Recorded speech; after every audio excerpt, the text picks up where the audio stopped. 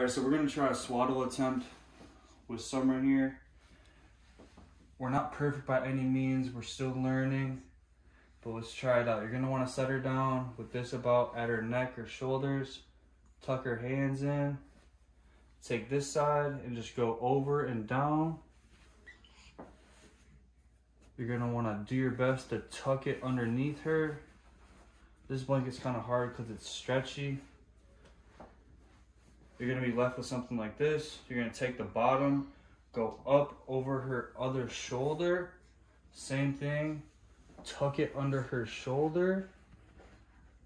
You should be left with something like this. We're halfway there.